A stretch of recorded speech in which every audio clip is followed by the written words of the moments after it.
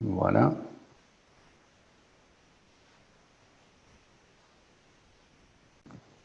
Tu peux passer le slide, Raoul.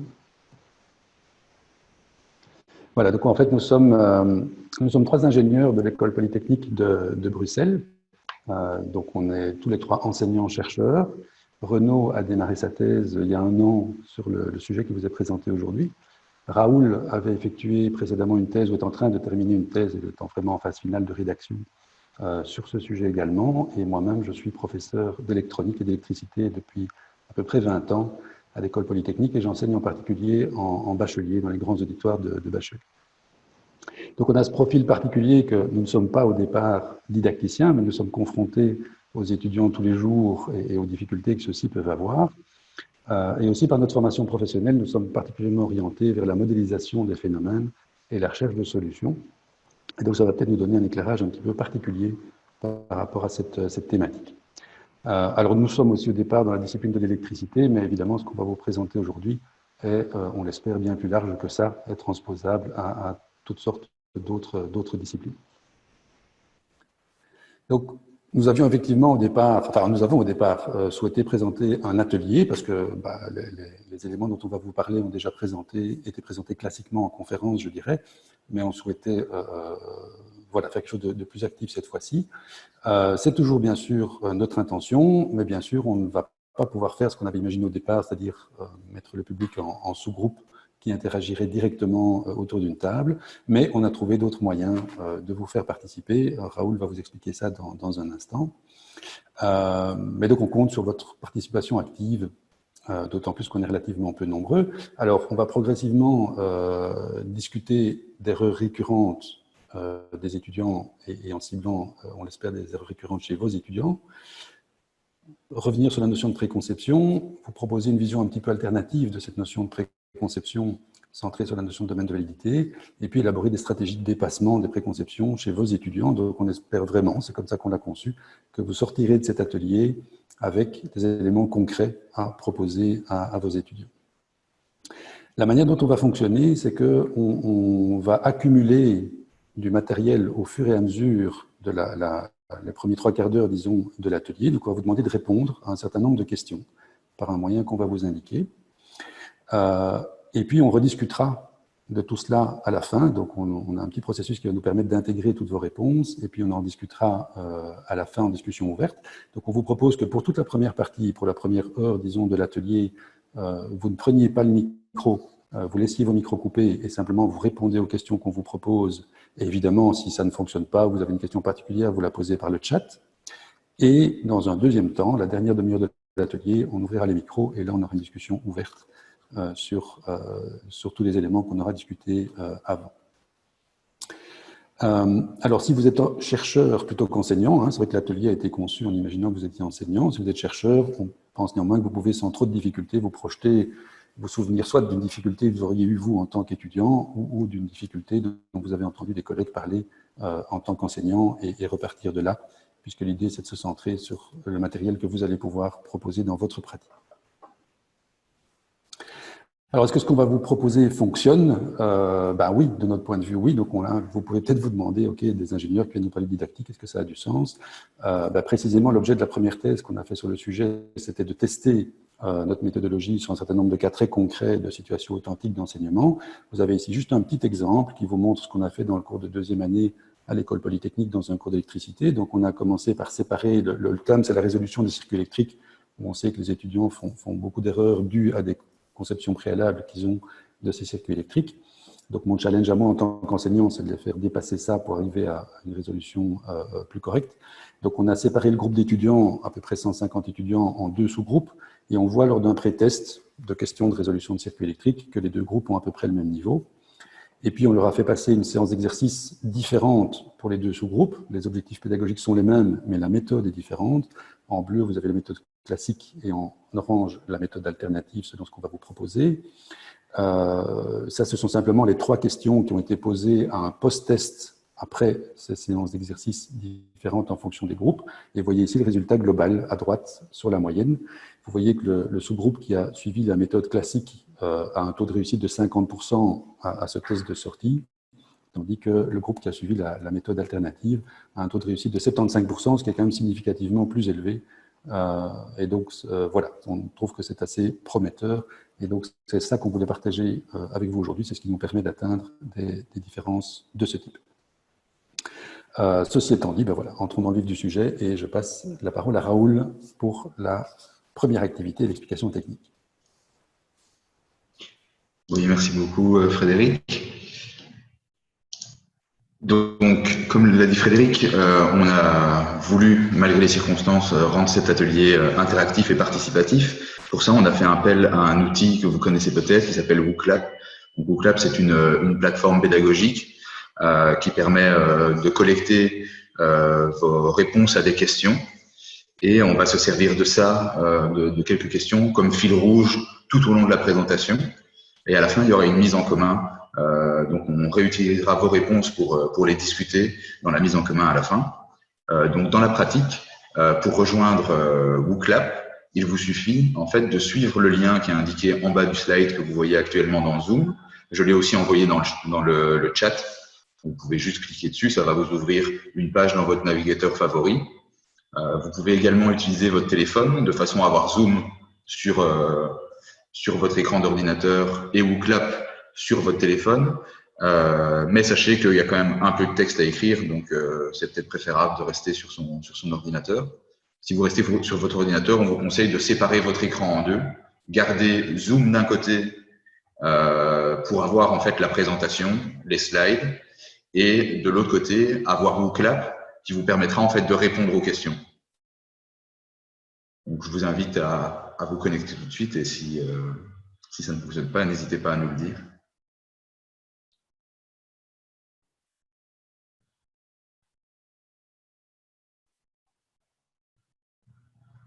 Donc, voilà, pour tester si ça fonctionne chez tout le monde, on a une première petite question.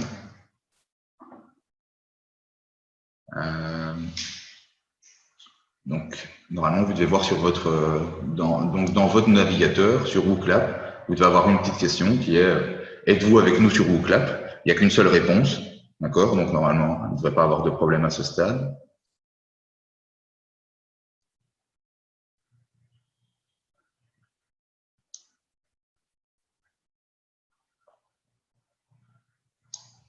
Et donc, vous voyez, en fait, l'idée également, c'est d'avoir d'un côté, donc dans WooClap, vous pouvez répondre aux questions. Et en fait, dans Zoom, via mon partage d'écran, vous pouvez voir le nombre de réponses et qui a répondu quoi. Donc, pour l'instant, je vois qu'il y a deux participants qui nous ont dit qu'ils étaient avec nous sur WooClap. Je ne sais pas si Mathieu et Laurent jouent le jeu avec nous ou pas. Si. Oui, on l'a fait. D'accord. Donc, c'est Maria et François qui ne sont pas encore connectés, alors je pense.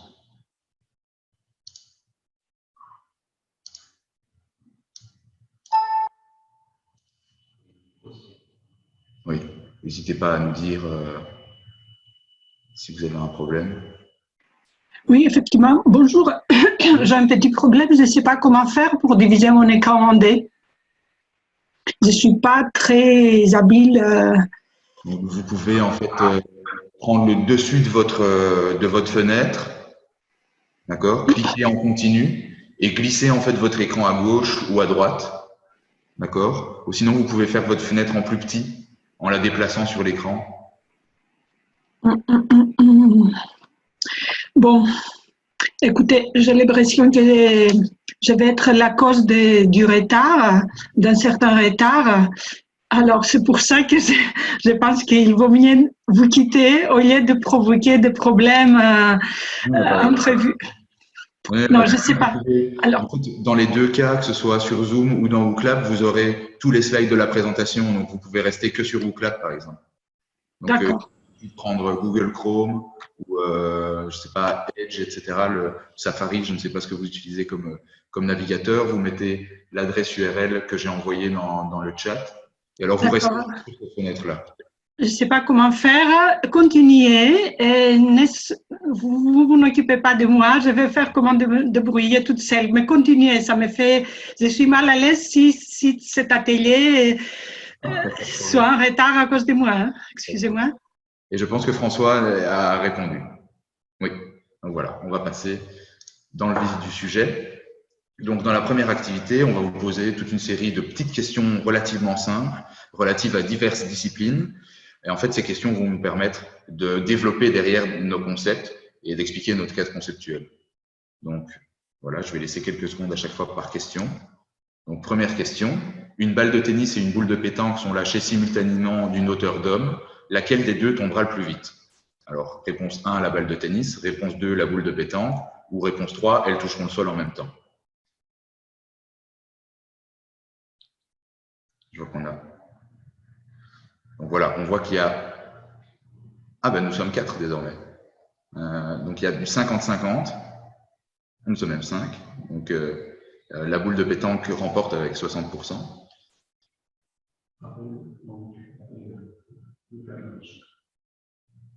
Ok, donc je rappelle WooClap dans le chat.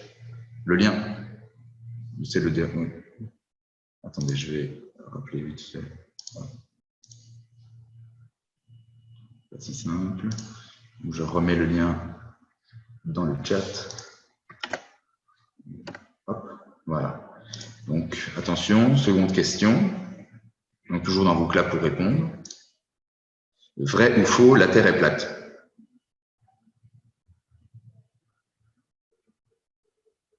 Je vois 4 réponses faux. Attention, troisième question. Vrai ou faux, la Terre est-elle ronde?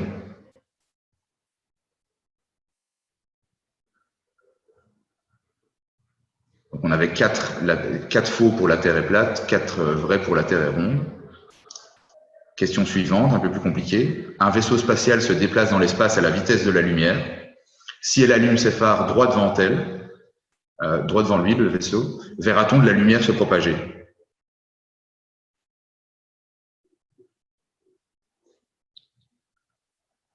Il manque encore un répondant. Voilà. Alors, 4 non, on ne verra pas de lumière se propager, et 1 oui. Et la dernière question. Quel est le circuit le plus résistif? Alors, si vous ne voyez pas bien, vous pouvez cliquer sur les images. D'accord? Il y a un circuit, circuit A avec 3 résistances, et le circuit B qui a 4 résistances. Et on demande lequel des deux est le plus résistif.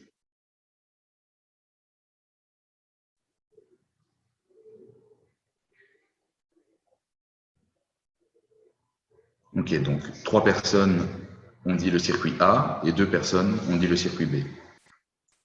Donc on voit que même sur des petites questions comme celle-ci, on n'a pas forcément des 100% partout. Et nous, ça nous aide bien pour la suite, forcément. Donc on va passer directement à la deuxième activité, où là, en fait, on va vous demander de réfléchir un peu sur vos pratiques, qu'elles soient d'enseignement ou de recherche, ou même vos pratiques personnelles, vos apprentissages. On va vous demander d'identifier des erreurs fréquemment rencontrées dans votre discipline. Donc, ce sont des erreurs qui, vous, par exemple, en tant qu'enseignant, vous croisez chaque année, vous ne trouvez pas forcément de solution pour que les étudiants ne tombent pas dedans. Et alors là, j'ai mis un exemple personnel. Moi, dans la discipline de l'électricité, pour même des BA2 en Polytech, beaucoup pensent justement que le circuit B est plus résistif que le circuit A. Donc ça, c'est vraiment un exemple d'erreur. Et donc, on va vous demander dans l'activité suivante de répondre à ces questions. Nom, discipline, le niveau de vos étudiants, des personnes concernées, et l'erreur qui vous embête, qui est chez vos étudiants. Donc voilà, là dans WooClap, vous avez 4 champs de réponse. Et on vous laisse quelques minutes pour pouvoir y répondre.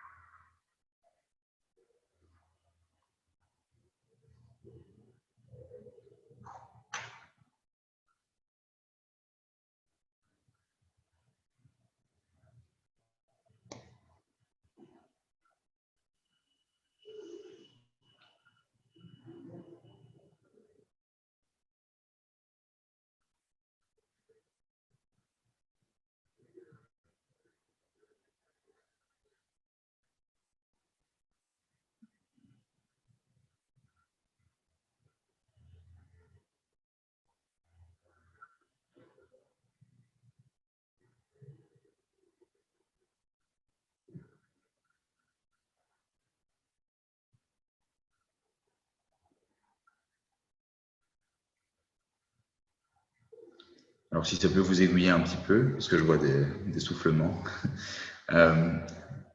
ça peut être sur des concepts, ça peut être aussi sur des méthodes de résolution, par exemple. Vraiment des étudiants, enfin, des erreurs que vos étudiants font souvent.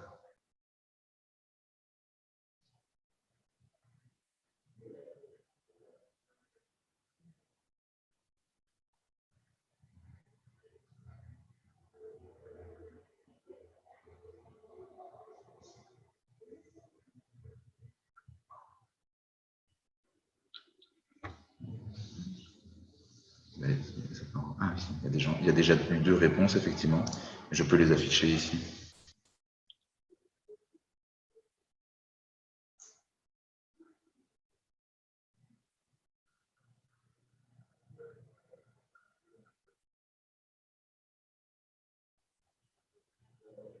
Donc, merci à Laurent et Corinne d'avoir répondu.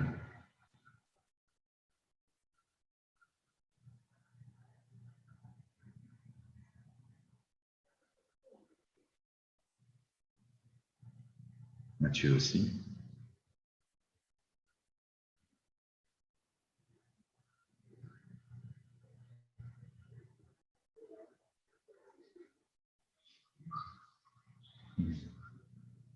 Et donc, ces erreurs que vous êtes en train d'identifier vont nous être utiles comme fil rouge par la suite. On va articuler vraiment ces erreurs, les transformer en préconception et essayer vraiment de vous donner des stratégies, des pistes de stratégie pour pouvoir aider vos étudiants à dépasser ces erreurs qu'on aura formulées comme préconception.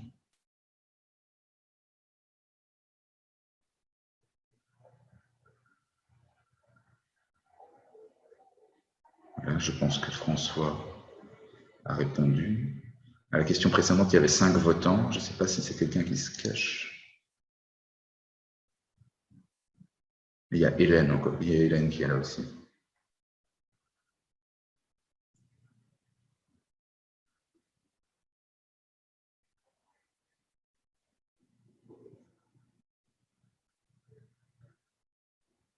C'est un vous deux qui a répondu précédemment. Il y avait 5. Ok. Je vais entendre un petit peu.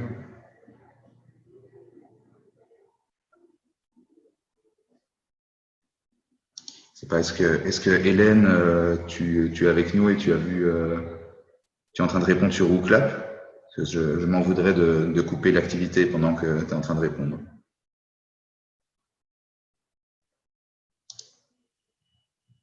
Pas de réaction. Je suggère de passer à la suite.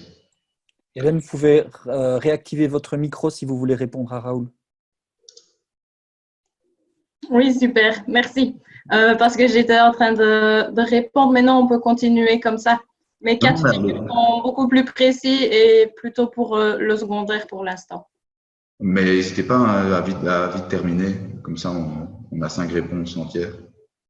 On peut avancer avec ces 4-là. Ok, ça va. Merci beaucoup. Donc, une des notions autour de laquelle s'articule cet atelier, mais aussi nos recherches, est celle de préconception. Donc, quand on parle de préconception, il y a beaucoup d'idées et de conceptions qui peuvent s'entrechoquer, qu'elles soient issues de la littérature ou de nos quotidiens. Donc, quand on parle de préconception, il y a une idée de connaissance naïve, d'intuition.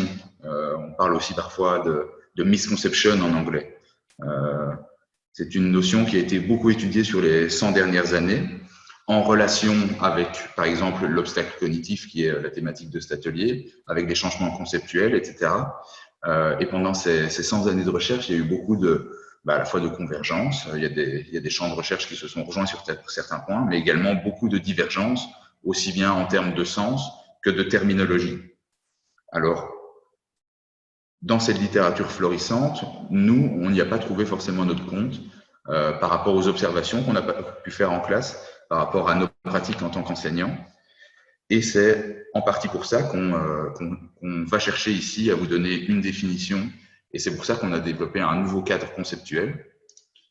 Dans la littérature, il y a énormément, comme je disais, de définitions possibles, mais il y en a une qui revient plus souvent. Donc, on va dire que c'est la définition la plus simple et la plus communément acceptée par la communauté scientifique est celle-ci.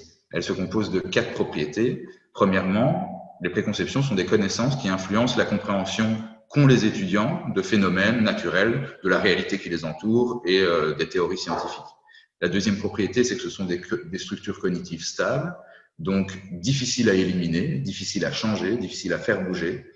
La troisième propriété, c'est qu'elles diffèrent des conceptions expertes, et donc, par de fait, selon ces auteurs, elles peuvent être considérées comme fausses.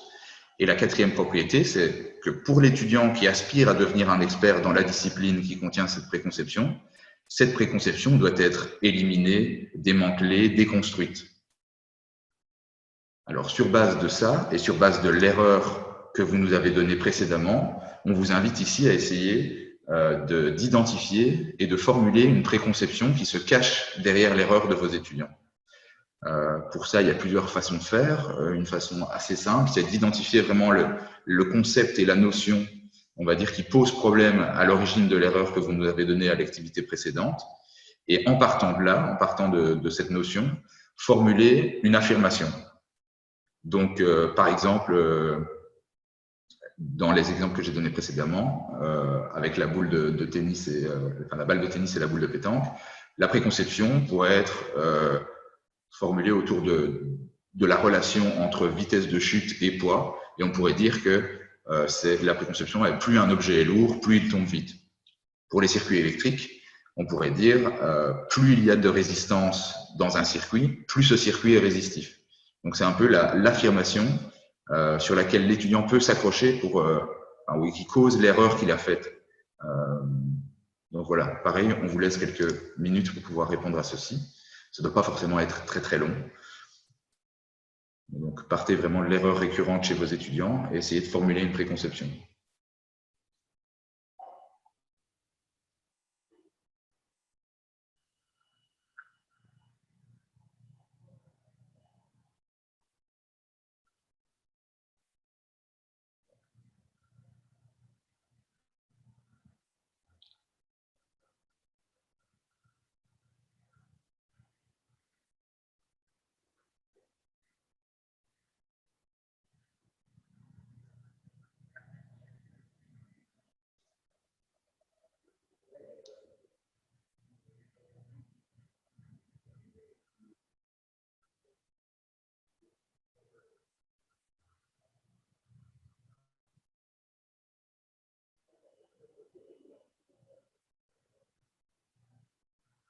Ok, merci. Déjà 3 réponses.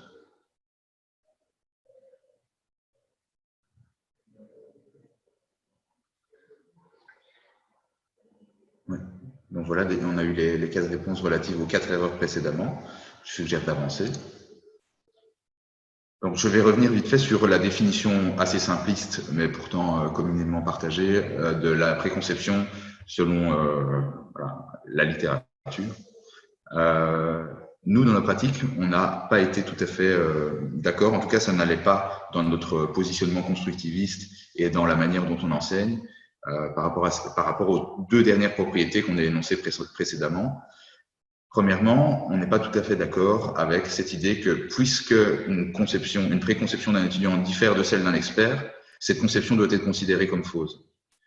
Et la deuxième chose avec laquelle on n'est pas tout à fait d'accord, c'est qu'elles doivent être éliminées, ces préconceptions, pour les étudiants qui visent à devenir un expert.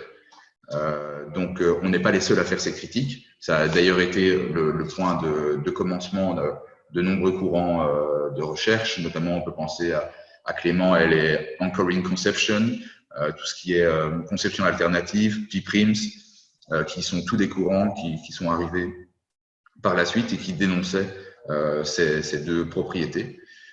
Sauf qu'on va vous proposer une alternative qui, elle, est nouvelle et un nouveau cadre conceptuel, on va dire, qui se veut simple et efficace dans l'opérationnel. Et ça, je laisse la parole à Renaud pour vous l'expliquer. Voilà. Merci Raoul. Donc je vous propose maintenant de découvrir le formalisme du domaine de validité que nous avons développé au cours de nos recherches. Ce formalisme s'appuie sur deux hypothèses. La première nous dit qu'une connaissance n'est pas représentée uniquement par un élément qui dit qu'elle est vraie ou qu'elle est fausse, mais bien par deux composantes. D'une part, nous avons un modèle qui va permettre de décrire un ensemble de situations en lien avec la connaissance dont il est question. Et d'autre part, nous aurons un domaine de validité qui représente l'ensemble des situations pour lesquelles ce modèle est effectivement applicable.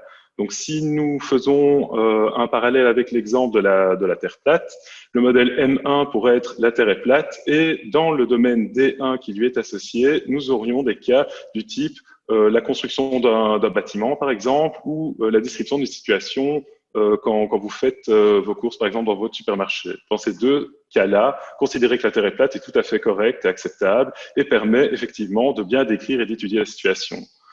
Comme le représente le petit schéma que vous voyez sur ce slide, il y a un point noir à l'extérieur du domaine D1 associé au modèle M1 qui représente des situations qui ne peuvent pas être traitées avec le modèle M1. Typiquement, si on prend le cas de l'étude de la trajectoire d'un satellite mis en orbite autour de la Terre, le modèle M1 ne permettra pas d'étudier cette situation-là. Il nous faudra alors un modèle plus complet, plus complexe. C'est ce que nous vous proposons sur la slide suivante. Le modèle M2 de la Terre ronde, par exemple, permettra d'étudier les situations qui peuvent être aussi étudiées à l'aide du modèle M1, mais permettra également d'étudier une situation plus compliquée comme celle de la trajectoire d'un satellite en orbite autour de la Terre.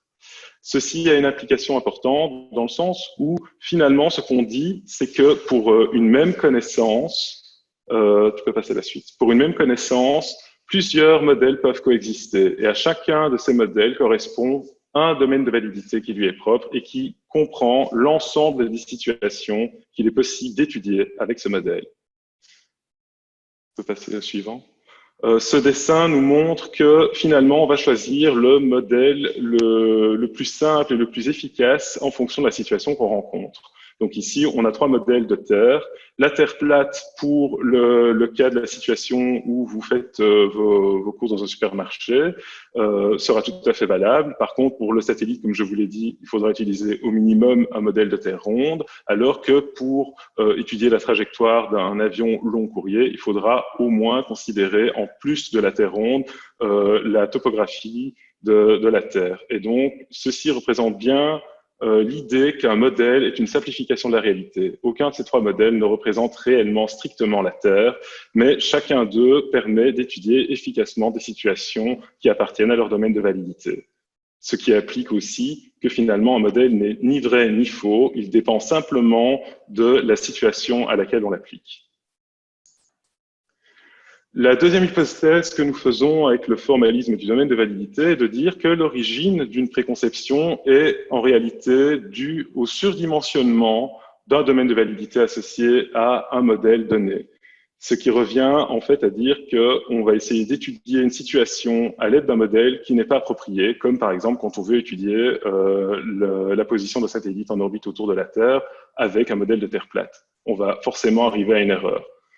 Ceci a pour corollaire que finalement, les préconceptions qui sont liées à un modèle appliqué à une situation où on a une erreur ne veut pas dire pour autant que le modèle est faux.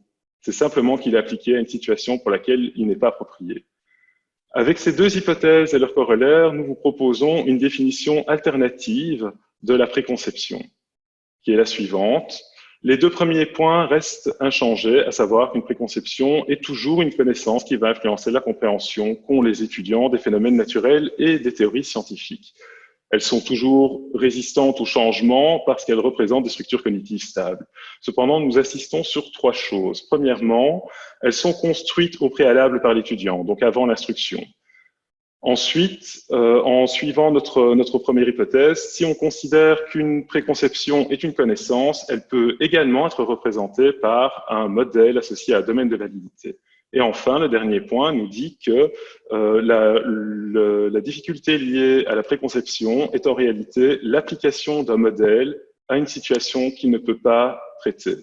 Mais ce n'est en aucun cas parce que le modèle est faux. C'est simplement qu'il n'est pas adapté à cette situation-là. Et donc ici, la différence majeure qu'il y a par rapport à ce qui est préconisé par la définition que Raoul vous a donnée un peu plus tôt, c'est que plutôt que de déconstruire la connaissance de l'étudiant en la jugeant fausse, il suffira par un échange avec l'étudiant, le mener à redimensionner le domaine de validité du modèle qui est lié à sa préconception. Pour essayer de démystifier un peu tout ceci, je vous propose d'appliquer le formalisme du domaine de validité à notre exemple fil rouge de notre atelier avec la Terre plate. Donc ici, on représente vraiment une situation d'enseignement où l'enseignant va échanger avec l'étudiant au sujet d'une connaissance et on représente dans le cadre du haut les modèles utilisés par l'enseignant en fonction des situations rencontrées et dans le cadre du bas, une mise en parallèle en fait des modèles utilisés par l'étudiant dans cette même situation. Ce que nous pouvons voir, c'est que, comme dit précédemment, l'enseignant va utiliser un modèle ou l'autre en fonction de la situation qu'il rencontre, alors que l'apprenant, même s'il a éventuellement connaissance et conscience de l'existence du modèle 2, utilisera le modèle 1, quelle que soit la situation rencontrée. Si nous prenons un autre exemple maintenant avec les circuits électriques, comme proposé par Raoul plus tôt, le modèle M1 pourrait être formulé de la façon suivante. On pourrait dire que au plus on ajoute des résistances dans un circuit électrique, au plus la résistance globale du circuit électrique va être importante et donc le système globalement sera plus résistif. Ceci est tout à fait vrai si on tient compte d'un cas particulier qui est la mise en série des résistances. Maintenant, si on veut appliquer ce raisonnement à d'autres dispositions des résistances, et typiquement le cas des résistances mises en parallèle, le résultat sera simplement le contraire, en fait. La résistance globale va diminuer. Et donc, pour cela, il faudra utiliser un modèle M2 plus complet et donc plus complexe pour étudier ce genre de situation. Une fois de plus, l'étudiant qui a une préconception utilisera par redéfinition de la notion de préconception le modèle M1, quelle que soit la situation qu'il rencontre. Ces deux exemples sont des exemples particulièrement simples.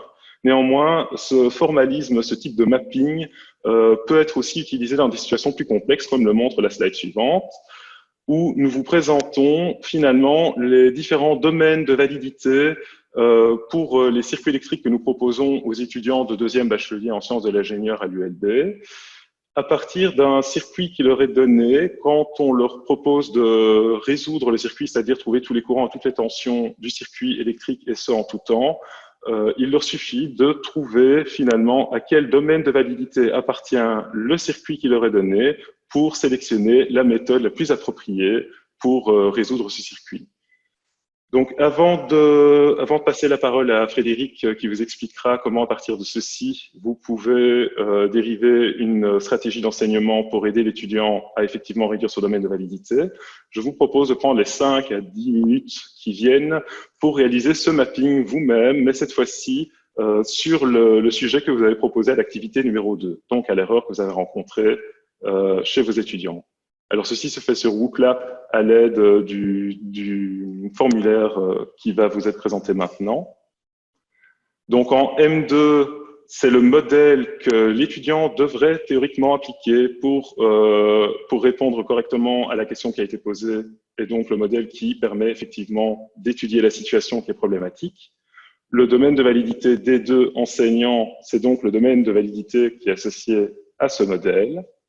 Le modèle M1 est le modèle qui est utilisé par l'étudiant de manière erronée pour répondre à la question et qui crée donc la difficulté qu'il rencontre. Et alors, il faudra aussi ajouter les domaines de validité du point de vue de l'enseignant pour ce modèle simple et du point de vue de l'étudiant. Si vous avez des questions, n'hésitez pas via le chat à nous interpeller.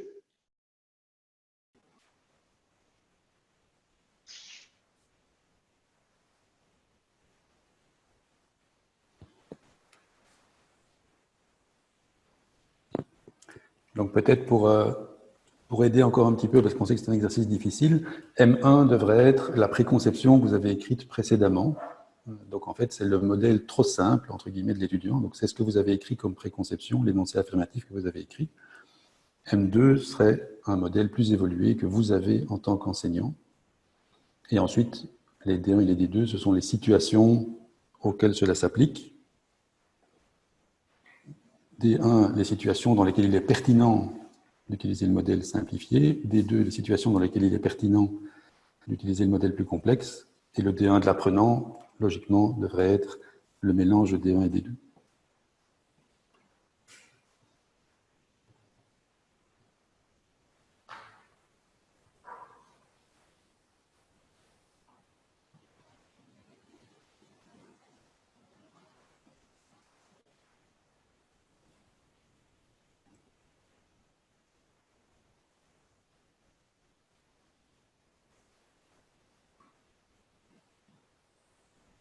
Vous pouvez toujours cliquer sur le petit dessin qui se trouve en haut à gauche pour avoir le rappel du dessin qu'on vient de vous montrer.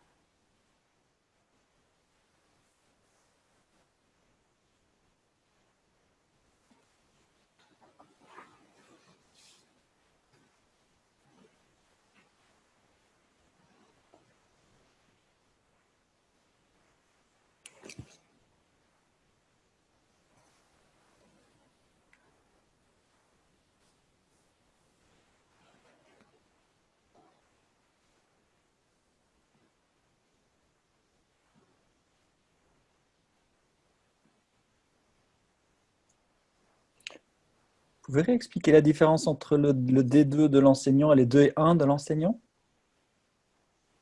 Donc le D1 et le D2 de l'enseignant, le D1, ce sont les situations dans lesquelles ce serait correct de dire que le modèle 1 s'applique. Donc par exemple, si je vais faire mes courses au supermarché, je peux utiliser le modèle que la Terre est plate, pas disant que la Terre est plate, ça ne pose pas de problème. Le D2 de l'enseignant, c'est celui qui inclut également des situations plus complexes pour lesquelles le deuxième modèle est requis. Merci beaucoup.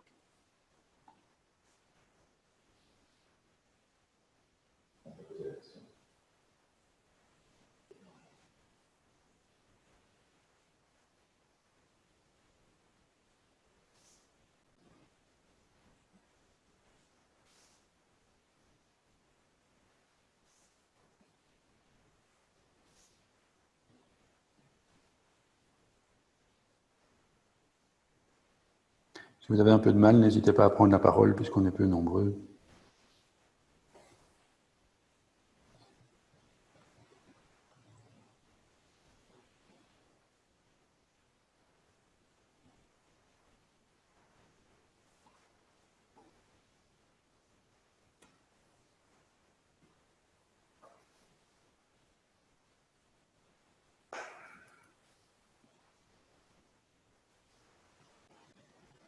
Est-ce que je peux poser une question par rapport à votre petit exercice de départ où on devait répondre à quelques questions simples?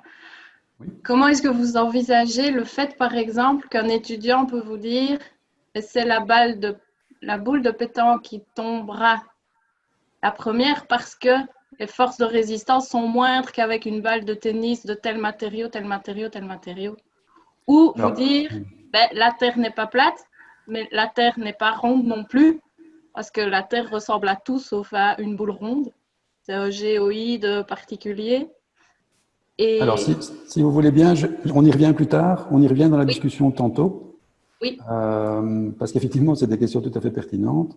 Je vous propose d'abord d'aller jusqu'au bout de la série d'exercices, entre guillemets, et de se concentrer pour l'instant sur le fait d'essayer d'identifier, pour l'erreur dont vous étiez parti, de cartographier un petit peu les modèles et les domaines de validité possibles. Vous pouvez en faire plus, hein, si vous imaginez d'avoir 3 modèles, dans ce que vous dites, il y a un petit peu ça aussi, n'hésitez pas à le faire.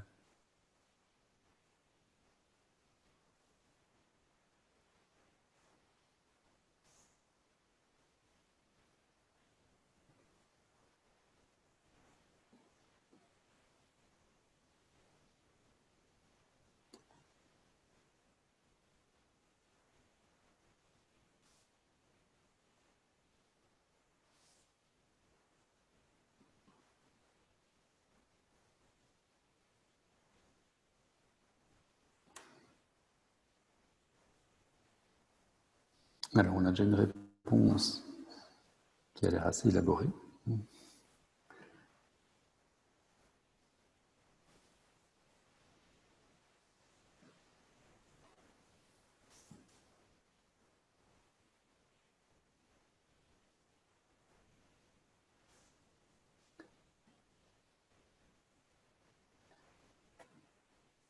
Je vois que Corinne a mis un commentaire, je ne sais pas si elle souhaite intervenir. Oui, je veux bien intervenir. En fait, je ne vois pas encore bien la différence entre les domaines d'application. Je ne sais pas encore bien cerner entre les modèles. Et ce qui me pose problème, c'est le M1 qui est identique dans son appellation chez l'enseignant et chez l'apprenant. Et quelle était l'erreur et la préconception que vous aviez ciblée? L'enseignement transmissif en formation de futurs instituteurs primaires. Donc moi, j'avais repéré que l'enseignant, il pourrait mettre, le D2 pourrait être l'enseignement primaire en classe, le D2, le M2, je vais toujours mettre ce que j'ai mis. Oui, vous pourriez imaginer peut-être des situations, enfin c'est à vous de dire si c'est pertinent, mais est-ce que vous pouvez imaginer des situations où l'enseignement transmissif est pertinent, ou éventuellement une petite séquence d'apprentissage où ça se justifierait de faire de l'enseignement transmissif, et votre M1 serait alors l'enseignement transmissif est un bon modèle d'enseignement, est un modèle adéquat, et vous limitez alors D1 à ces petites situations où ça vous paraît un modèle pertinent. Je vais essayer. Merci beaucoup.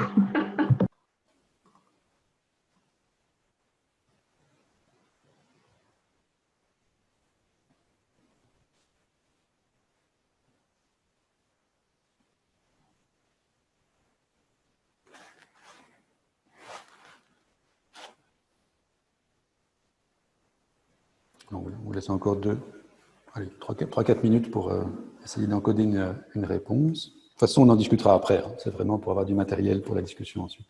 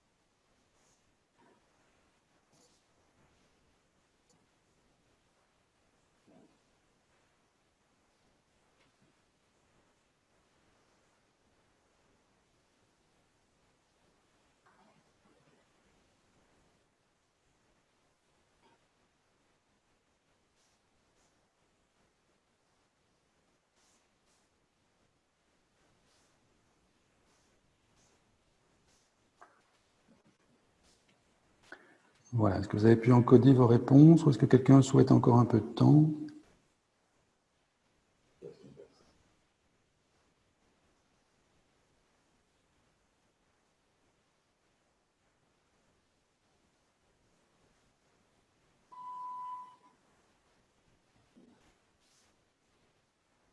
Ok, je vois plus de messages particuliers, donc je propose peut-être qu'on avance, sauf si quelqu'un lève la main.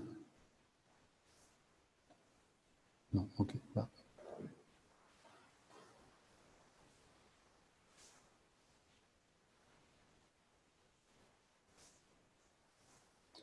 Alors, excusez-nous, on a une petite opération technique à faire pour poursuivre. Voilà.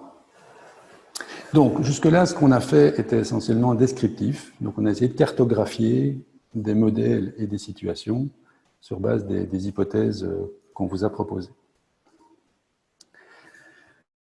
L'idée, c'est maintenant de transformer ça en situation d'enseignement où on voudrait vraiment cibler le fait de faire dépasser leur préconception aux étudiants.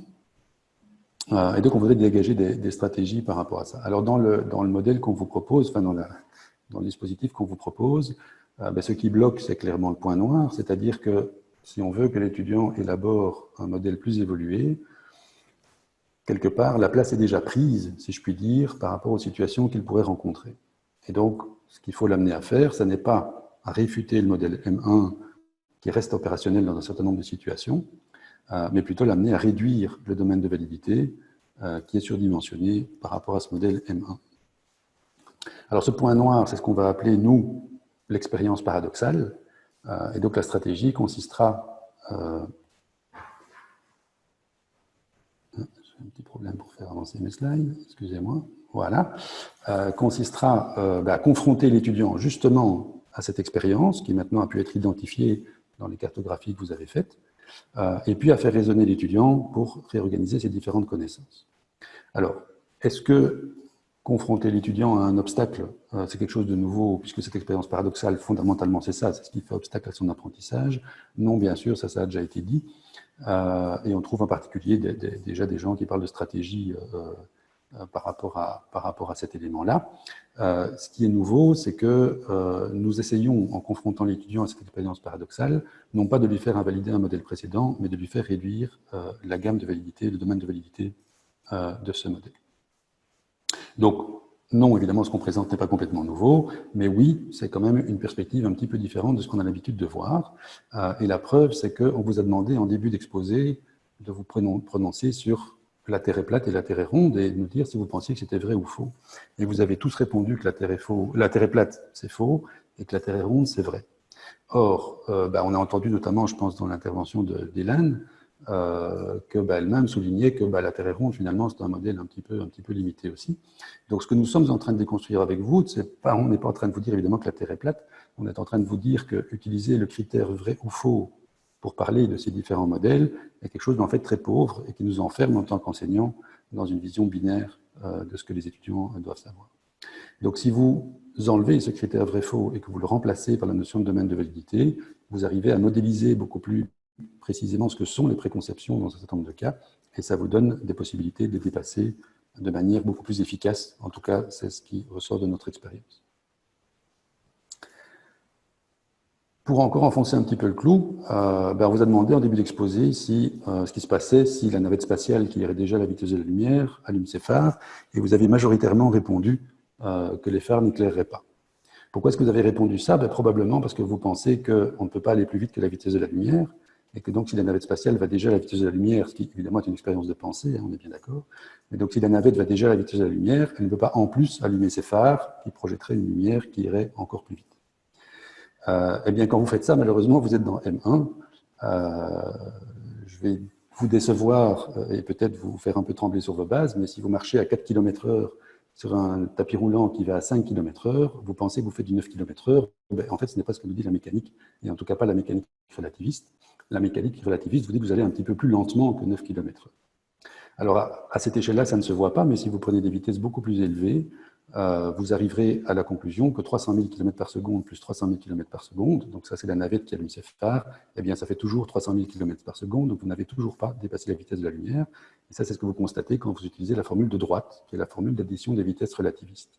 Donc ça ce serait le M2 dans cette situation-là, mais évidemment cette formule-là vous n'en avez pas du tout besoin dans la vie courante, vous pouvez vous contenter d'une formule qui serait la vitesse c'est U plus V, c'est les 4 km/h plus les 5 km/h, ça marche très bien, et ça ne vous viendrait pas à l'esprit de dire que cette formule est fausse, parce que justement, elle est tout à fait opérationnelle dans un certain nombre de cas qui, à votre échelle, ne posent aucun problème.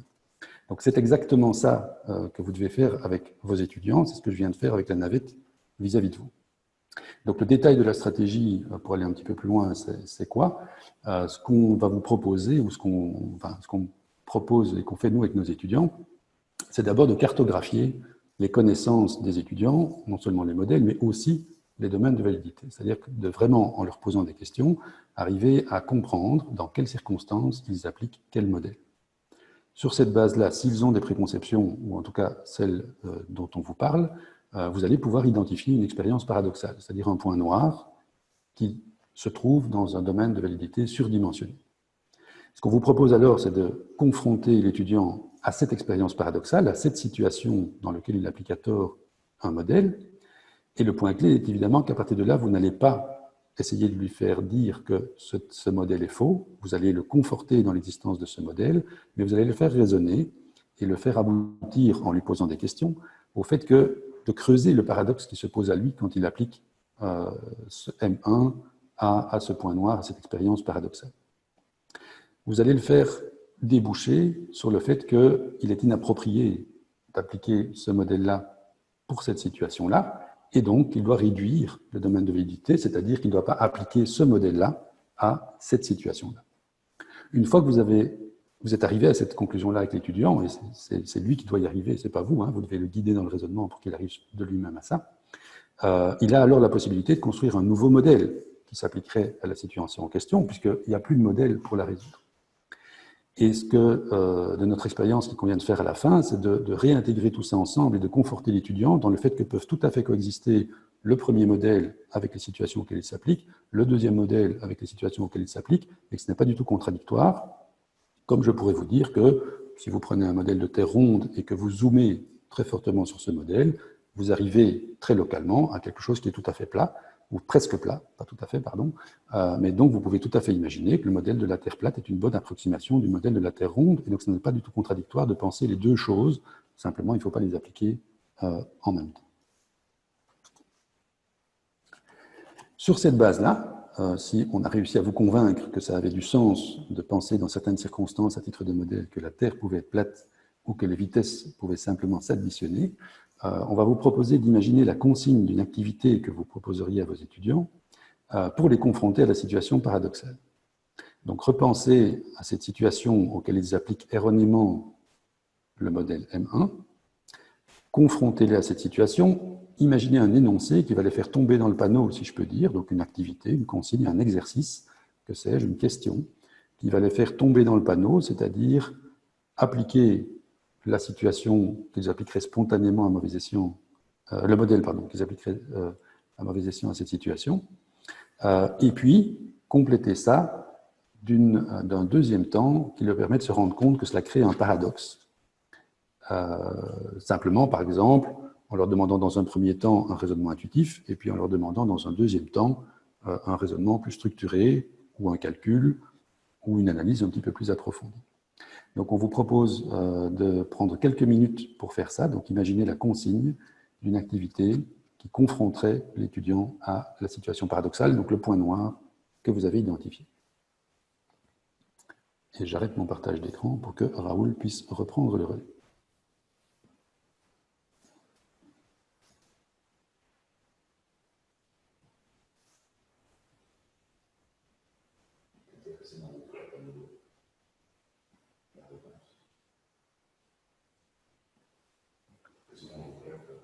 Oui, donc la réponse, vous pouvez évidemment la compléter dans vos claps comme précédemment, et puis on va rediscuter de tout ça ensemble. C'est le dernier moment où on vous demande de compléter un questionnaire.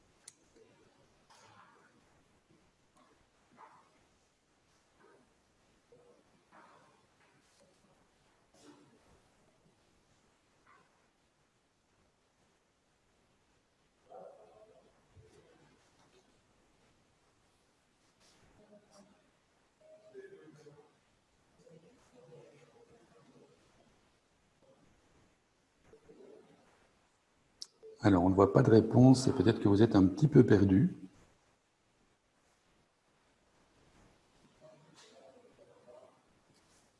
Donc, à moins que l'un de vous soit en train de compléter. Ah, voici une réponse.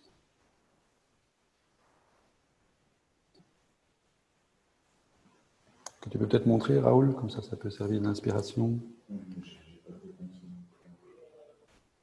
Ah, on ne la voit pas de notre côté.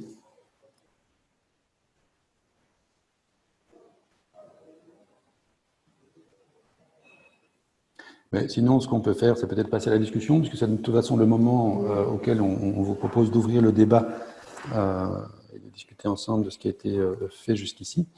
Peut-être, Raoul, je ne sais pas si tu as déjà des exemples, enfin, si tu peux resituer un des exemples précédents. Donc, on vous propose peut-être de remettre vos caméras, comme ça, c'est plus agréable pour discuter ensemble.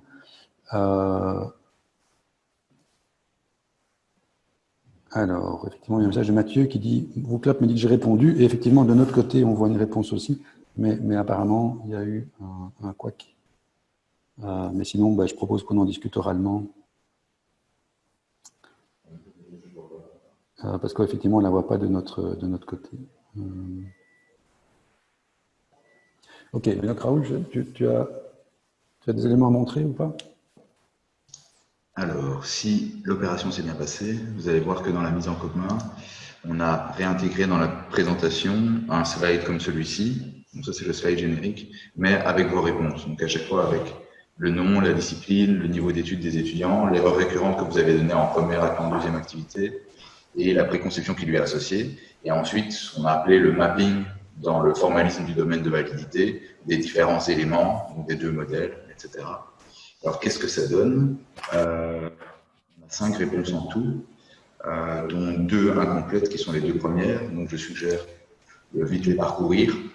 Ici, on a Corinne, donc dans la discipline de la pédagogie, qui donne cours au bac 1 instituteur primaire. L'erreur récurrente, c'est l'enseignement transmissif. Donc, je ne sais pas si c'est le fait de penser que l'enseignement transmissif est applicable dans n'importe quelle situation, on va dire. La préconception qui pourrait se cacher derrière cette erreur-là. Et alors ensuite, Corinne a identifié différents types d'enseignement, les différents domaines de validité. Donc, par exemple, l'enseignement différencié serait, du point de vue de l'enseignant en pédagogie, un bon enseignant pour les classes de primaire. Oui, donc si je comprends bien, ce que Corinne est en train de dire, enfin ce à quoi on est arrivé, c'est que du point de vue de Corinne, l'enseignement transmissif pourrait être approprié pour expliquer le mode d'emploi d'une tablette, mais pas bien entendu pour toute une série de situations plus complexes, tandis que le futur instituteur primaire pourrait peut-être, comme point de départ, imaginer que l'enseignement transmissif, ça convient de manière générale pour enseigner en classe.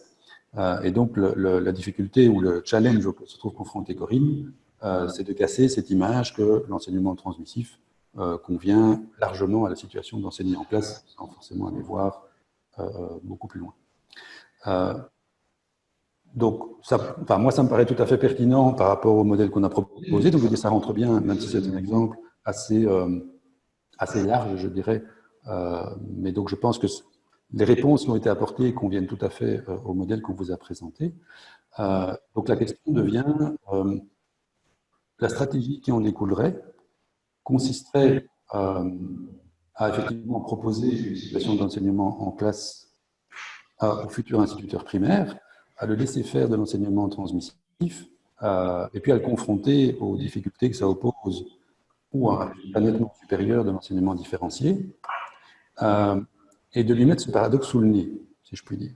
Donc de lui mettre cette discordance sous le nez, et puis à partir de ce moment-là, sans invalider, sans dire forcément l'enseignement transmissif, ça ne va pas du tout, mais plutôt d'essayer de décoder avec lui, de le faire formuler dans quelle situation l'enseignement transmissif donne de bons résultats et dans quelle situation d'autres types d'enseignements sont préférables. Je ne sais pas si Corinne peut réagir là-dessus, si ça lui parle un petit peu. Si pour elle, ça a du sens de construire une activité qui serait vraiment centrée là-dessus, pour essayer de dépasser cette idée initiale que l'enseignement transmissif pourrait être dans une majorité de cas. Et disons que vous m'entendez? Ce Oui. que je fais, c'est que j'essaye de faire un micro-enseignement très court avec eux en première année, où ils sont en situation en tant qu'élèves. Parce qu'aller dans les classes et demander que les étudiants fassent un enseignement transmissif, en général, les titulaires ne sont pas d'accord, évidemment. Mm-hmm. C'est une bonne technique. C'est une difficulté. Et donc, vous leur apprenez la même matière, vous les placez du côté de l'élève, et vous leur apprenez la même matière avec deux types d'enseignements différents. Et donc, c'est à eux un peu de faire le constat qu'il y en a un qui est actif. Oui, entre eux, ils se rendent bien compte qu'il y a des choses, mais c'est quand même quelque chose qui est résistant après. Hein. De toute façon, c'est pas quelque chose qui est acquis en une séance. C'est assez résistant, parce qu'en fait, c'est l'enseignement qu'ils ont eu pendant des années. Oui, bien sûr. Et par curiosité, est-ce que vous ciblez des situations où c'est pertinent selon vous, ou bien est-ce que vous leur dites au départ, c'est quelque chose que vous devez oublier, ça ne marche pas? Je n'ai pas entendu, excusez-moi. Est-ce que, donc par curiosité, est-ce que l'enseignement transmissif, c'est quelque chose dont vous leur dites c'est pertinent dans un certain nombre de situations, mais limité? Eh bien là, c'est plutôt quelque chose dont vous leur dites oubliez-le, c'est pas bon. Je pense qu'on aurait peut-être intérêt, justement, pour éviter les résistances, à mettre en évidence ce qui serait intéressant de faire en transmissif. Je ne sais pas, on n'est pas à votre place, évidemment, hein, donc on ne sait pas juger. Mais disons qu'effectivement, de notre point de vue, une des difficultés, c'est qu'au fond, on demande à l'étudiant de rejeter quelque chose dont il a une large expérience. Ne fût-ce que parce qu'il l'a vécu lui-même, ou que dans un certain nombre de cas, ça fonctionne. Et donc le paradoxe tient aussi dans le fait que, quelque part, on lui demande de rejeter quelque chose qui fonctionne. Or, en suivant l'approche qu'on propose, ça permet effectivement d'éviter ça. Tout peut s'intégrer plus harmonieusement, et donc effectivement, on a plus de chances d'installer quelque chose de plus évolué sans que ce soit contradictoire, et qu'il hésite tout le temps entre une ancienne version et une nouvelle version. Oui, ok. On mettra l'accent là-dessus. On va tester à la rentrée. Super. Peut-être une autre réponse? Oui.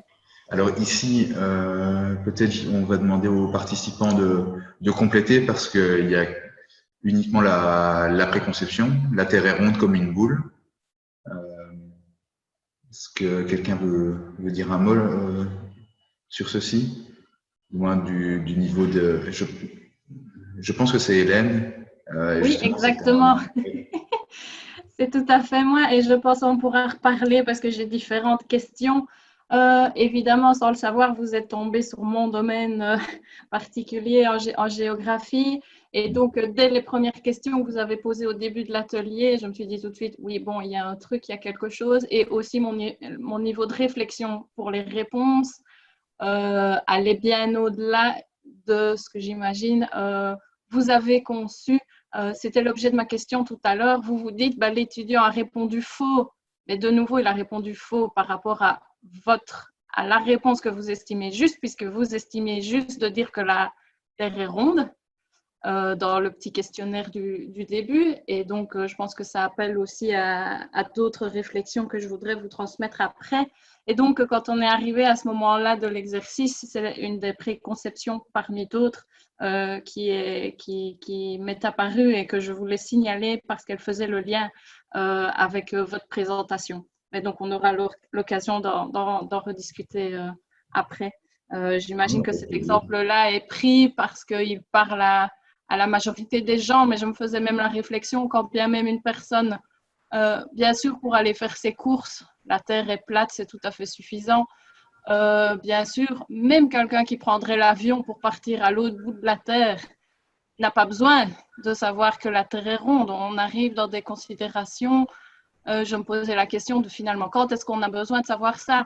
Quand on veut avoir des connaissances supplémentaires, par exemple pour la météo. Mais sinon, ça sous-entend dans la logique qu'on pourrait laisser une personne toute sa vie avec ce modèle de la Terre est plate. Et donc, ça amène beaucoup de réflexion. Et donc, ceci ne répond pas à l'exercice, donc je propose qu'on continue avec les réponses des collègues et puis qu'on revienne à ce point de discussion après. Mais en fait, moi, je voulais quand même réagir par rapport à ça parce que ce qu'on précisait bien dans la partie du domaine de validité, c'est que modèle n'est ni vrai ni faux, il est juste utile pour pouvoir décrire une situation. Et quand vous voulez étudier, par exemple, le vol de l'avion, vous ne vous placez pas dans la position de la personne qui est installée à l'intérieur et qui, du coup, n'a pas d'intérêt par rapport à la trajectoire de l'avion spécialement. Donc, finalement, c'est plus en fonction de ce que vous voulez étudier. Vous devez choisir un modèle adapté, qui est toujours une simplification de la réalité, mais qui permet d'obtenir des résultats exploitables. Et c'est dans ce sens-là qu'on considère que la Terre est plate est un modèle qui peut être valide dans certains cas. Oui, et on ne considère pas forcément que la Terre est ronde est quelque chose de vrai. Non, voilà. En fait, la préconception que nous essayons de déconstruire, c'est que les choses sont vraies ou fausses. Ça, c'est la super préconception à laquelle nous ne croyons plus. Mais donc, je pense qu'on est assez alignés. Et en fait, vous venez de le dire, mais je suis arrivée à cette conclusion-là aussi parce que depuis le début, c'est ce qui se passe et c'est les réflexions que j'ai dans ma tête et j'ai noté justement sur ma feuille comme point à discuter ce problème lié à ce qu'on appelle la véracité scientifique et que les énoncés, en tout cas certains, celui où vous avez mis les modèles de résistance, ça c'est encore autre chose, mais les énoncés du type la Terre est plate ou la Terre est ronde sont présentés très souvent comme des énoncés véridiques. Et quelqu'un un adulte qui a suivi un parcours scolaire qui dirait la Terre est plate, on se dirait qu'il y a vraiment un souci. Donc, c'est vrai qu'il y avait ce différentiel entre l'énoncé scientifique véridique et ce que vous essayez en effet de démontrer ici, de l'intérêt d'utiliser un modèle par rapport à son utilisation et à sa situation. Voilà, mais donc effectivement, c'est à la fois un exemple très très simple qu'on a pris comme fil rouge et qui est un peu caricatural, et en même temps c'est un exemple qui soulève une série de questions qui vont assez loin, parce que effectivement la véracité scientifique, il n'y a pas de véracité scientifique, il y a la dernière théorie la plus complète qu'on a pour l'instant, et la seule chose qu'on sait, c'est qu'un jour elle sera invalidée. Donc ça confirme aussi qu'elle n'est pas vraie non plus. Mais bon voilà, on va peut-être pas. Enfin, ça c'est un débat qui va plus loin. On va peut-être prendre d'autres réponses. Alors François, en éducation musicale, qui se confronte à une erreur de la part des étudiants qui confondent la hauteur, donc la fréquence de la note, et son intensité, donc son volume. Et avec la préconception derrière, plus c'est haut, plus c'est fort.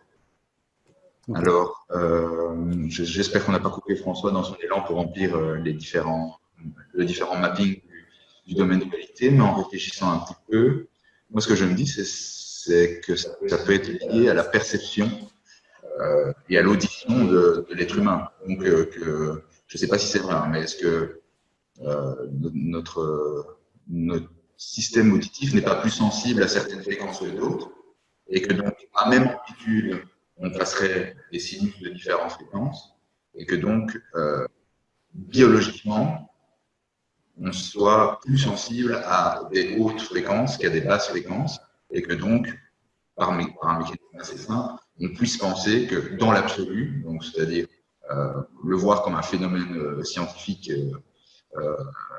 avéré du réel, que toutes les notes, plus elles sont aiguës, plus sont fortes. Auquel cas, le domaine de la validité, si on pense ça, la préconception viendrait du fait qu'on pense que plus c'est haut, plus c'est fort, dans tous les cas, alors qu'en fait, c'est juste dû au système de perception sonore de l'être humain. Ça, je ne sais pas si François… Alors, mais François n'est plus là, en fait. Je voudrais en profiter pour rebondir, parce qu'en fait, il a formulé comme erreur confondre hauteur et intensité. Et c'est une chose qui, je pense, peut servir dans de nombreux cas, c'est que les étudiants confondent deux concepts qui, pour l'enseignant, sont différents. Par exemple, nous, ce qui nous arrive très rarement, c'est que les étudiants confondent courant et tension. C'est-à-dire que dans une première approche d'électricité, quelque part, il y a du courant ou il n'y a pas de courant, et sur des résistances, ben, s'il y a du courant, forcément, il y a de la tension, et s'il y a de la tension, il y a du courant. Mais évidemment, ça ne marche pas dès qu'on prend des cas un peu plus évolués.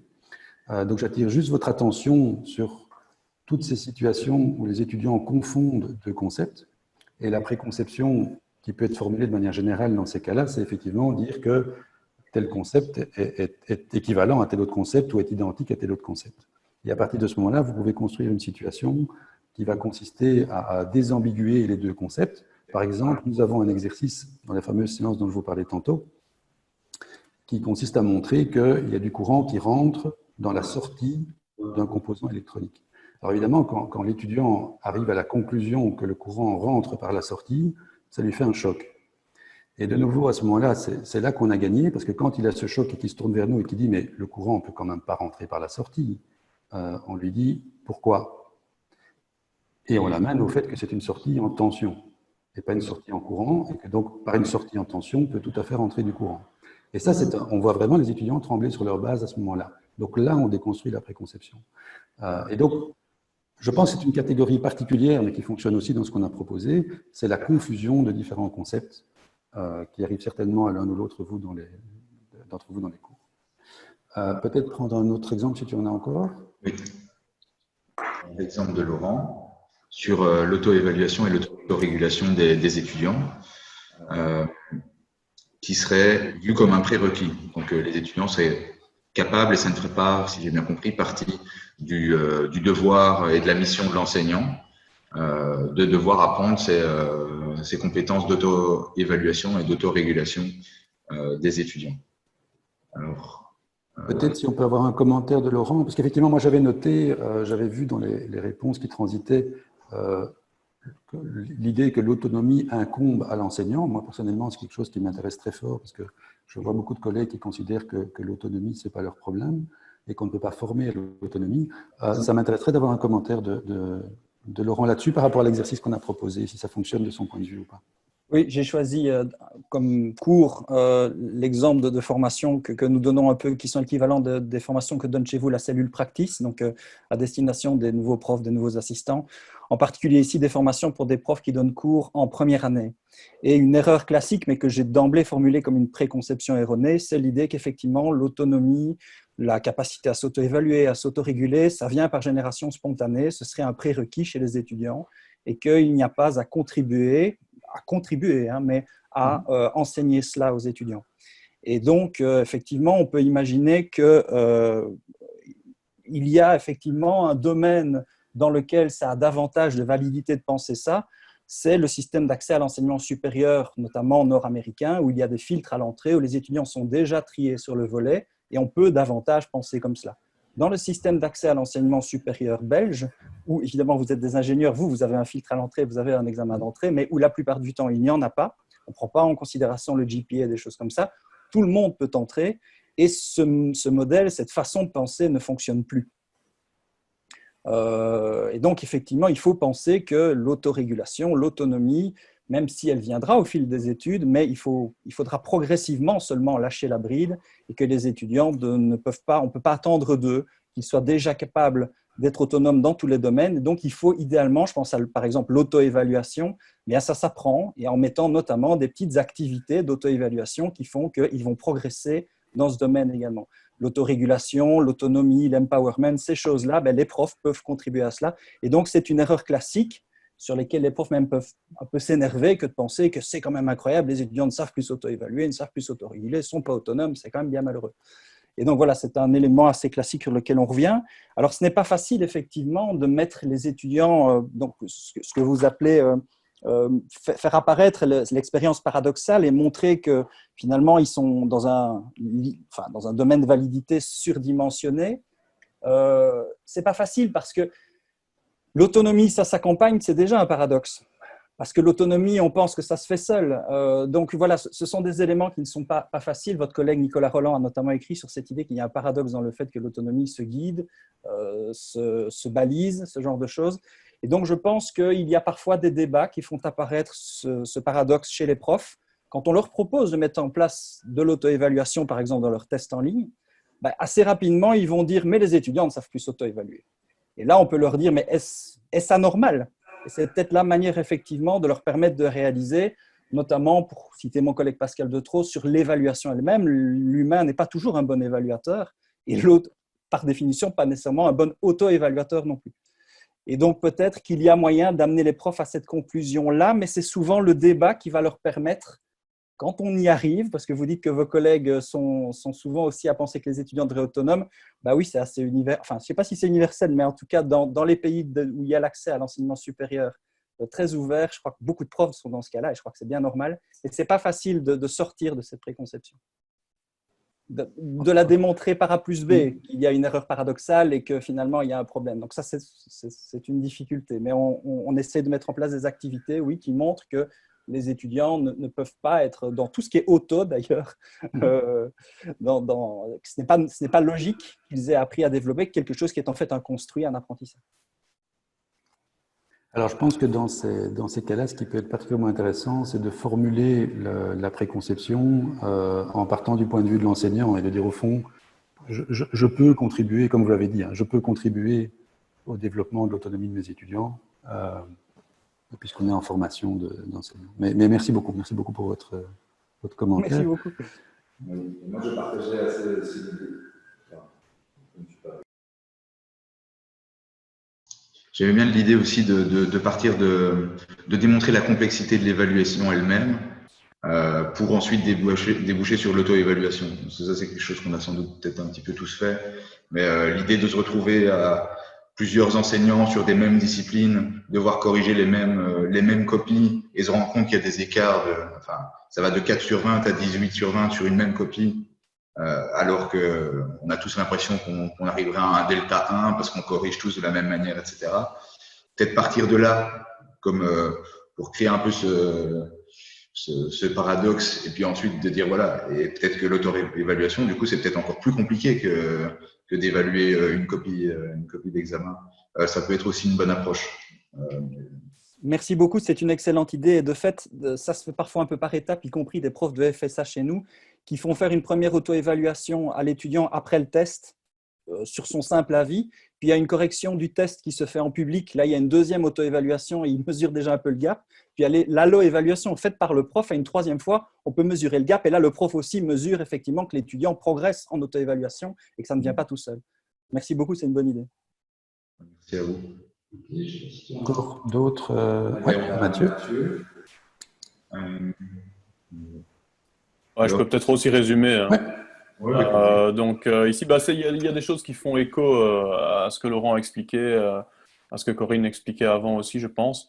Donc moi, c'est un peu particulier, je suis allé refouiller un petit peu dans mes souvenirs parce que j'ai formé des enseignants tout un temps et puis je ne fais plus ça aujourd'hui, je suis beaucoup plus, je suis dans la recherche là et donc bref, j'ai été rechercher des choses qui me semblaient un peu frappantes. Et en fait, donc l'idée chez des futurs enseignants que j'ai pu former, c'était souvent que quelque part, les objectifs qu'ils mettaient dans leur préparation de leçons, c'était quelque chose qui était limite accessoire et c'était pas important. Et à un moment donné, voilà, ils se rendaient pas toujours compte de la subtilité que pouvaient avoir ces objectifs-là, notamment, comme Laurent l'a dit, dans la capacité à s'évaluer. De fait, si on ne sait pas vis-à-vis de quoi on est supposé s'évaluer, la qualité de l'évaluation, elle risque d'être un petit peu limitée. Donc ici, le modèle que moi, de ce que j'avais compris de l'exercice, hein, j'ai pu faire des petites approximations, mais l'idée, c'était que les élèves comprennent d'emblée les objectifs ou ce qu'on met derrière un objectif. Donc un futur enseignant se dit, bon, quel que soit mon énoncé, finalement, en termes de but, ça va être compris, quoi. C'est bon, ils savent ce qu'on veut faire, ils savent à quoi on veut arriver. L'idée d'un enseignant, dans le modèle de l'enseignant, l'idée, c'est plus que des objectifs, pour être compris, ils doivent être aussi, ils doivent pouvoir être, les élèves doivent pouvoir se les représenter, donc ça doit être observable, visualisable en quelque sorte, et ça c'est facilité par l'utilisation de verbes d'action. On doit pouvoir imaginer, se représenter assez facilement en quoi l'objectif sera atteint ou non. Et donc l'idée, qui est quelque chose que j'ai pu faire vivre, c'était dans des moments Corinne a évoqué ça aussi, des micro-enseignements. Donc l'idée, c'est que je demande aux étudiants à ce moment-là de créer une courte séquence d'apprentissage. Ils la conçoivent avec toute une scénarisation qui est limitée mais pour les besoins de l'exercice, mais qui est là. Donc, ils ont des objectifs, ils ont une activité, ils ont à un moment donné une phase aussi d'évaluation. Et ce qu'on voyait, c'est que la situation était mise en place. Donc, un objectif était énoncé, voilà, ce qu'on va viser, c'est ceci, etc. Il y avait une activité et ensuite, les futurs enseignants demandaient à leurs camarades, qui à ce moment-là jouaient des élèves, de s'auto-évaluer. Et l'idée, c'est que plus les futurs enseignants qui faisaient l'exercice essayaient de gagner en finesse, donc oui, mais à quoi est-ce que tu sais que l'objectif est atteint, etc. Forcément, comme l'objectif n'avait pas été énoncé clairement, avec une variable opérationnalisable, opérationnelle, les autres qui jouaient les élèves avaient du mal finalement à aller assez loin dans leur explication. Et donc, ils se rendaient compte finalement qu'en termes d'évaluation, on retombe un peu dans ce que Laurent disait, en termes d'évaluation, à un moment donné, si on n'a pas les clés, et donc en tant qu'enseignant, si on n'a pas donné aux élèves des clés pour pouvoir apprécier la qualité d'une production, d'une performance, d'une situation, l'auto-évaluation, ça va être compliqué. D'accord ? Donc c'était ça l'idée ici, c'est que cette conception de finalement un objectif, on dit un peu ce qu'on veut, et tant que ça reflète un but, c'est bon. En fait, non, ça suffit dans des choses relativement simples, mais dès par exemple qu'on veut s'auto-évaluer avec une certaine finesse, si on n'a pas de critères en plus, à ce moment-là, si l'objectif n'est pas opérationnalisable, ça va être compliqué, quoi. Oui, mais je pense effectivement que c'est une situation qui a une description qui colle tout à fait dans ce schéma-ci. Ok. Je ne sais pas si on avait encore des éléments de réponse, parce qu'on va peut-être revenir, on arrive tout doucement à la fin de l'atelier, mais peut-être encore un tout petit mot, puisque Corinne avait proposé de revenir sur la notion de la Terre est ronde comme une boule. Donc moi, ce que j'entends dans cet énoncé-là, évidemment, c'est non, c'est très simpliste de dire que la Terre est ronde comme une boule. Donc effectivement, Eric, si vous permettez, je reprends un tout petit peu la casquette d'animateur pour vous dire, on va essayer vraiment d'être sur la montre, donc il nous reste 4 minutes. Je vous le dis maintenant. Voilà. Bon, alors je propose peut-être à Corinne qu'on en discute au café après ou qu'elle nous recontacte séparément. Je vais peut-être alors proposer à Renaud de conclure comme ça on reste dans le planning et merci à nos modérateurs. Voilà, donc pour conclure cet atelier, nous vous avons proposé de suivre une démarche un peu alternative à celle qui est proposée généralement pour permettre à vos étudiants de dépasser leurs préconceptions. L'idée ici était d'utiliser une démarche en 4 temps. Premièrement, vous avez d'abord ciblé une notion problématique à l'origine d'une erreur répétée que vous avez repérée parmi vos étudiants. Ensuite, vous avez eu à traduire cette erreur en termes de préconception, c'est-à-dire une affirmation positive qui reflète le mauvais usage qu'a un étudiant d'une notion que vous lui avez enseignée. Et au point 3, vous avez pu réaliser un mapping en utilisant le formalisme du domaine de validité pour représenter finalement les connaissances qui étaient mises en jeu, mais en termes de l'association de modèles associés à un domaine de validité qui leur est propre. À partir de là, Frédéric vous a expliqué comment vous pourriez extraire à partir de ce mapping une expérience paradoxale que vous pourriez soumettre à votre étudiant en vue de lui faire redimensionner le domaine de validité qui a été trop étendu par rapport à la portée réelle du modèle qu'il voulait employer. Je profite de l'occasion qui nous est donnée avec cet atelier pour refaire un appel à collaboration. Donc, le but de nos travaux, finalement, est de proposer des stratégies d'enseignement qui utilisent le formalisme du domaine de validité pour en faire des outils pédagogiques que les enseignants peuvent utiliser en vue de dépasser les préconceptions de leurs étudiants. Si le sujet vous intéresse, si, comme je peux le voir et j'en suis très content, ceci vous suscite des questions chez vous et si vous avez des suggestions par rapport à ça, je vous propose de remplir le petit formulaire qui est disponible sur WooClap. Le dernier, c'est promis. Et alors, bien sûr, on se fera une joie de pouvoir en discuter avec vous plus avant. Voilà.